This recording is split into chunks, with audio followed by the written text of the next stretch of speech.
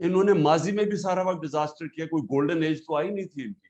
99 میں بھی یہ ڈیزاسٹر چھوڑ کے گئے تھے, 2018 میں چھوڑ کے گئے تھے. تو یہ میں نے جب باجوہ کو کہا اور پھر یہ شوکت کو بھیجا اس کو بتانے کے لیے کہ ہمیں جب پتا چلا یہ سازش کر رہا ہے, تو ہم نے اس کو بتایا, میں نے بھی بتایا اس نے بھی, کہ اس وقت بڑی مشکلوں سے کموڈیٹی سپر سائیکل کے ہوتے ہوئے ہم بڑی ڈیلیکیٹلی اپنی اکانومی بیلنس کر رہے ہیں. ایک دفعہ اگر آپ نے اس کو ڈی اسٹیبلائز کر دیا پولیٹیکلی, تو یہ ایک اکانومی یہ نہیں سنبھال سکے گی, کیونکہ انہوں نے ماضی میں بھی کبھی نہیں سنبھالی.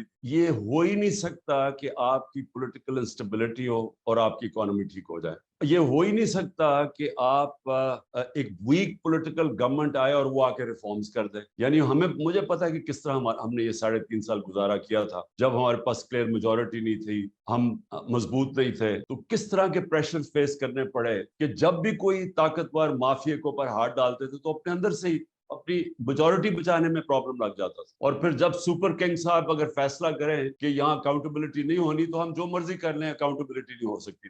آج جو پبلک ہماری سٹینڈنگ ہے, یہ کسی پارٹی کی نہیں تھی.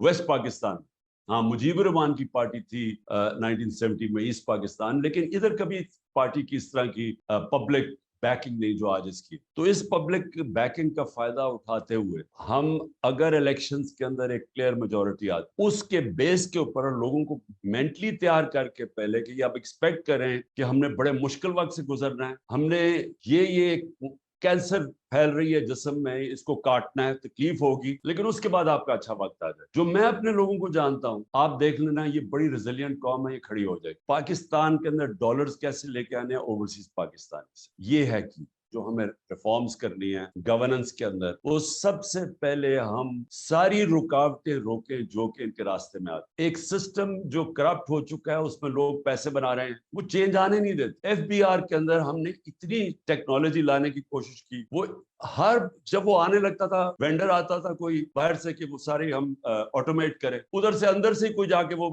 اندر سے جا کے کوئی کرتا تھا, وہاں عدالت میں چلا جاتا, اسٹے آرڈر میں جاتا. اور یہ جو ٹریک اینڈ ٹریس سسٹم ہے, ہمیں اتنی دیر لگی ہے کیونکہ ساری بڑی بڑی کارپوریشن انڈسٹریز یہ سیلز ٹیکس چراتی ہیں. اور جو ساری جو شوگر انڈسٹری سے جو ہم نے جب وہ کیا اس کے اوپر انویسٹیگیشن, تو 30 سے 25% ساری شوگر انڈسٹری کے لوگ سیلز ٹیکس چرا رہے. تو وہ ٹریک اینڈ ٹریس سسٹم بڑی مشکلوں سے ہم نے, وہ بھی پہلے سیبوٹاج ہوتا رہا, وہ فائنلی آیا.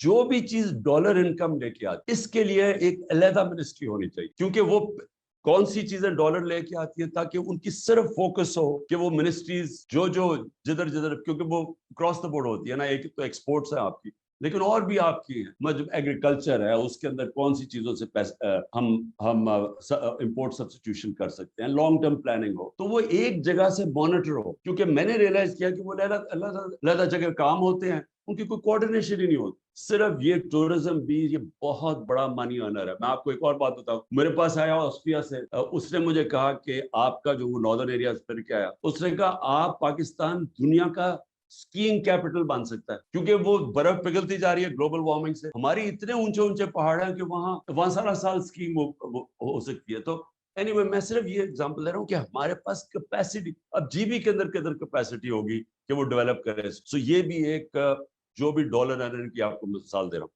سیکنڈلی منرلز, اب منرلز بھی چلے گئے سارے صوبوں کے پاس, ان کے پاس بھی کیپیسٹی نہیں ہے. اب اتنی پوٹینشیل ہے منرلز کے اندر ڈیولپ کر, لیکن وہ بھی جب ایک تکڑی منسٹری فیڈرل لیول پہ ہوگی تو وہ ڈیولپ ہوگا. شیئر بشک صوبوں کو چلا جائے, لیکن اس کی ڈیولپمنٹ کے اندر تو ایک پاورفل منسٹری بنے جو سارا وہ ڈیولپ کرے. میں صرف مثال دے رہا ہوں جو ڈالر ارن کر سکتے ہیں. جب آپ 3 آدمی بٹھا دیتے ہیں ایک آدمی کا کام کرنے کے لیے, تینوں ہی نہیں کام کرتے, اور بلکہ رکاوٹ بن جاتے, راست چیزیں سلو ڈاؤن کر دیتے ہیں. تو یہ بھی کرائسس ہے, گولڈن اپرچونٹی ہے کہ اس کو ڈاؤن سائزنگ کریں اپنی گورنمنٹ کو. اور اس کے علاوہ بھی ہمارے پاس کیپیسٹی بھی نہیں ہے. یہ جو بلین سونامی کا آئیڈیا کیا اور اس کے بعد انوائرمنٹل پہلی دفعہ پروگرامز بنائے, تو یہ تو کسی کے ریڈار پہ بھی نہیں ہے. یہ تو کوئی سوچتا ہی نہیں ہے اس چیز کے اوپر, کیونکہ پاکستان کی جو ونربلٹی آگے وہ بڑھتی جائے گی. اور پھر ڈیمز کا سوچے, 50 سال کے بعد ڈیمز بنا رہے ہیں. ہاں, یہ پہلی دفعہ ہماری گورنمنٹ میں شروع ہوئی ہے ڈیمز بنانے.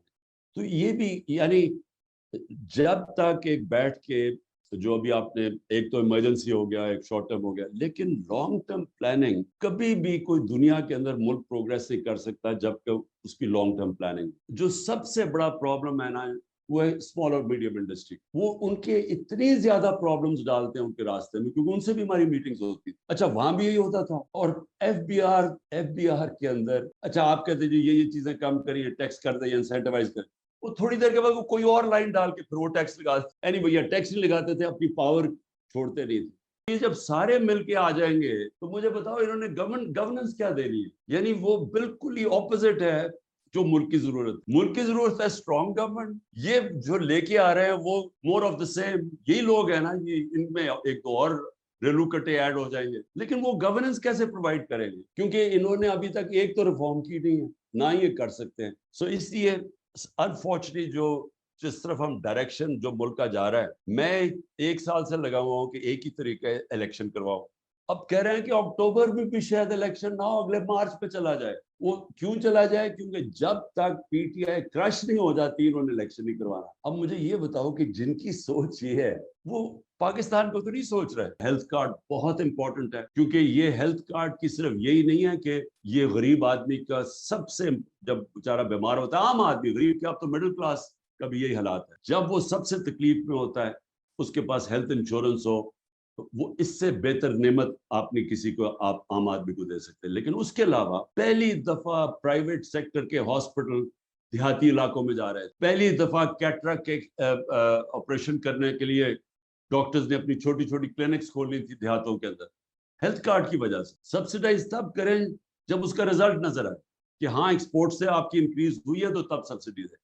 سو یہ جو اب تک سبسڈائز کرنے کے پروگرامز ہیں, اس کو بالکل چینج کرنا چاہیے. اور ثانیہ نے یہ جو یہ نچلے طبقے کے لیے ٹارگیٹڈ سبسڈی, وہ بڑا, میں نے اس کی پریزنٹیشن دیکھی ہے, زبردست پروگرام اس نے بنایا. لا سیکھ رہا ہوں اب میں, اتنی زیادہ عدالتوں میں جا چکا ہوں کہ میں بڑا ایکسپرٹ بن جاؤں گا لا کا. یہ جو ہمارا روپیہ گرتا ہے اور یہ جو اس کے ساتھ انفلیشن آتی ہے, یہ جو سب سے بڑا پرابلم ہے, اس کے اوپر تھوڑی سی out of the box thinking جو ہے, اس کے اوپر اور ڈیبیٹ چاہیے. کیونکہ وہ جو ہمارا دوست ہے, وہ پورا پیپر اس نے بنا کے ابھی مجھے بھیجنے لگا, جو میں آپ سب کے اندر سرکولیٹ کروں گا. اس نے وہ بڑا کمپریہنسو ایک پروگرام بنایا کہ اس کے خیال میں کرنٹ سچویشن میں ہم کیسے نکلیں گے.